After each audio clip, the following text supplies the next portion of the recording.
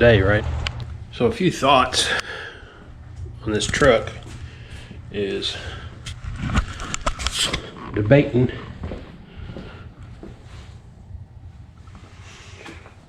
on clearing this. So I've buffed this side a little bit, and you know, you can kind of see it's not bad, not great. Definitely, the buffing definitely brings the color back out, if nothing else. You can see side by side right here where it was, what it wasn't. Pretty substantial difference. So I know the guy was telling me, he said Deltron makes a like a satin clear, which is a possibility to kind of clear that out.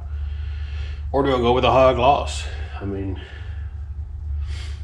I've seen high gloss on the patina that look good, and I've seen it look like it's fake. I mean, you know, this is true patina. It's got the look. Like I said, just the buffed out is pretty nice. I'm afraid satin will go too flat, but the gloss will be too much. And he said you could use a flattener in the gloss, but those are mixed results too, you know. I mean, how flat do you get it? So, I don't know. One thing's definitely for sure is I'm gonna have to do something because I've got a leaking heater core. And I don't see a ready replacement, so I'll have to look it over and see if I can solder it up, clean it. So I thought I'd touch base on a few things I've done. One is, again, a lot of this wiring harness. This under the hood, I still want to redo some of the battery cables. Definitely get a battery box and maybe a little better way to set it there. Probably go to a battery that sits full size. But you can kind of see down in here. So some of my wiring in the loom comes up, nice straight line, comes across. Still don't have that ground finished, but down below. So everything's tucked away in here. Got to get my horn, but I don't have a horn button in it yet. Cleaned up the floorboard so it looks a little better anyway. Definitely not done. Gauges, again, I think these make the real difference in that. The gauges, I've seen them done several times. I've seen these cut out, but I really like these buttons. I think they really make it look good. They match the gauges well. I may just do a little cleaning tonight in this interior, see how much I can get cleared off. I mean, there I kind of buffed on that dash a little bit, and you can see it came pretty clean. So if I can get it at least somewhat clean, that'll be a start for me. I do have all my wires down here. Again, it's got a big cluster of wires going to that turn signal. And I am considering too a little smaller wheel and maybe shortening that up, bringing this closer up and then a little smaller wheel on it. Although with a smaller wheel, that means stronger arms. Because anyway, bed's cleaned out. Definitely got some pitting and some rust in it. So this is something I'm gonna have to clean out. This is something I need to tape this truck off, and this bed needs to be. I'm gonna sandblast it, I guess. Sandblast it, sandblast around my posts because there is some rust on those, and I think that those are close enough I can weld up the rust hole and mitigate it without any major trouble. Again, the bed's pretty wavy, kind of nasty looking. I'm debating on maybe pulling the rear wheel off this thing and seeing what kind of offset I can get, how wide of a wheel and what offset would be right, so I can start to look at what kind of wheels and tires I want on this thing. Because I definitely want to put this thing down some. Definitely want to sit it down. I would say I want to see 4 inches all the way around. I'm not sure how to do the front. I know I can get the axle dropped, but you're looking at about $400 to do that. Probably about $600 by the time I really do it all. $600-700, because when the kingpins, get all that taken care of, get the axle reshaped, and then you know, clean everything up. Looking at a little more than just the 400 to reshape it. Get a little more. If I get 3-inch drop there, I could, I think, likely take a spring out, soften that ride up a little in the front, and put a little different shock to add some. So I could probably get a 4 or 5-inch drop. The thing about these trucks, I really honestly believe a slight forward rake is needed because of the fact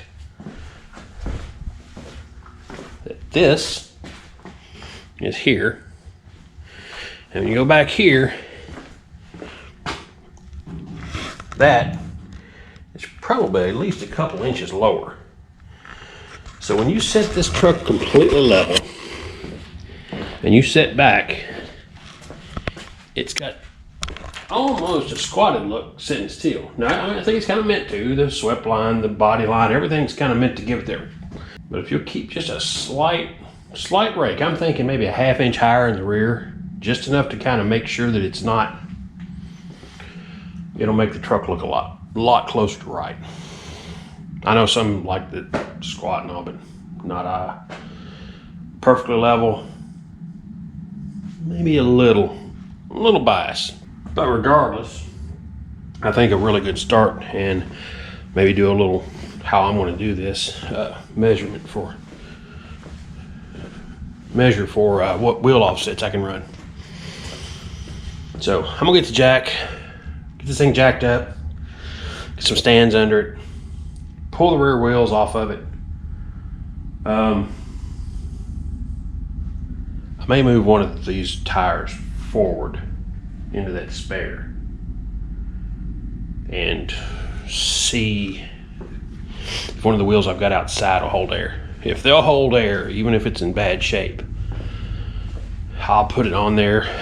At least it's going to be better than that spare, because like I said, that spare's doesn't fit, and it's put on backwards, so it was something to hold air. So you know, who knows? The other one probably doesn't hold air. It's probably flat right now and won't.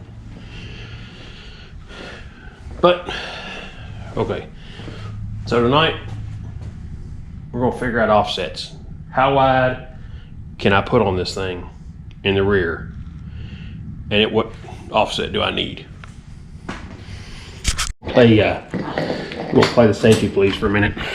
So, I'm checking, making sure. I'm about to take these off. Look, nope, there's one. Just,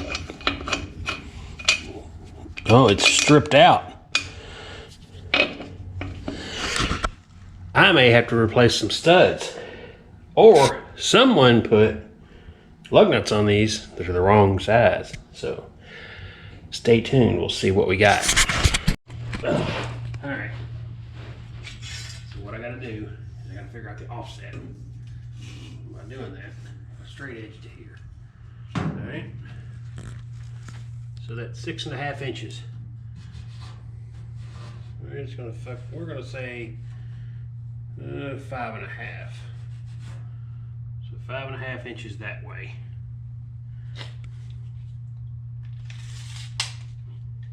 And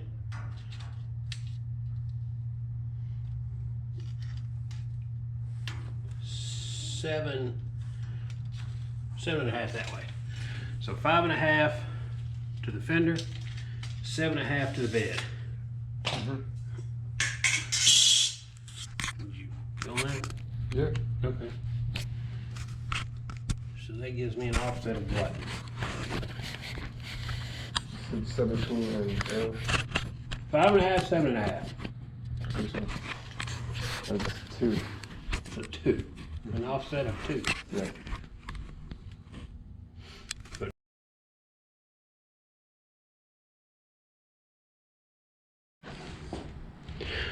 All right, guys. Went ahead and swapped the rear tire to the front. Went ahead and moved that spare to the back. The spare at least sits on the back. I'm not going to drive it without it, with it on there, because I obviously do have sure grip rear end. It's a locked rear end, so there's no driving it because it's the wrong size. Around in the grass, I'd probably be fine to scoot around, but Definitely still not going to be on the road yet. So I have to find a tire tonight.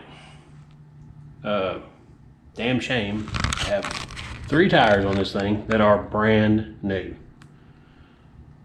A 235, 75, 15. I mean, when I say brand new, I mean the sticker hadn't wore off of it yet. So the thing, I don't think it's ever been on the road, ever seen asphalt. Why? It's got 3 tires, and then the other wheel had a Goodyear with a absolutely screwed bead on it, so there's no fixing it.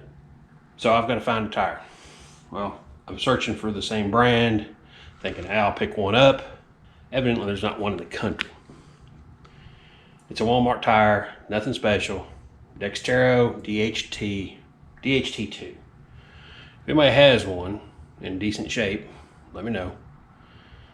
But I guess tomorrow I'm going to find something that looks similar to it and put that on it. That'll get me going. That'll at least get me where I can drive the thing down the road.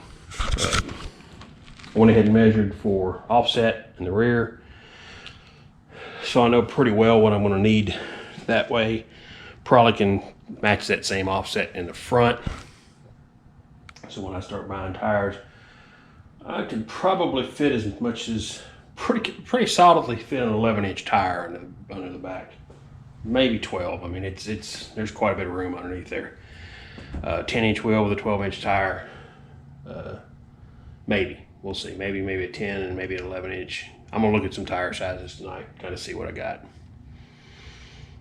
And then I don't know. Maybe I'll go with a different offset and put an 8 in the rear and a 7 up front. But I really think the 8 and the 10 will set this truck off.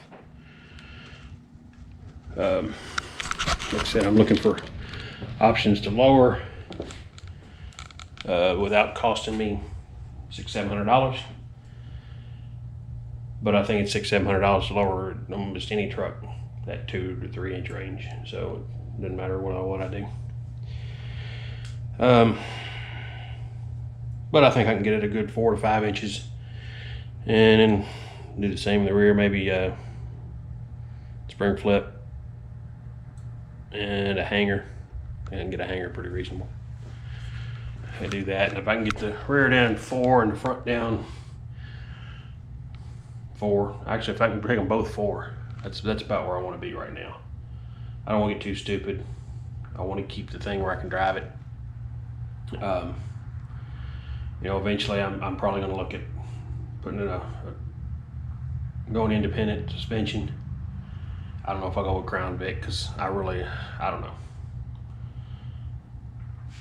May stick with like a D150 frame if I can find a D150 and swap it out. See what I can do with it. I don't know. We'll see. There's options out there. I don't really want to go with Crown Vic,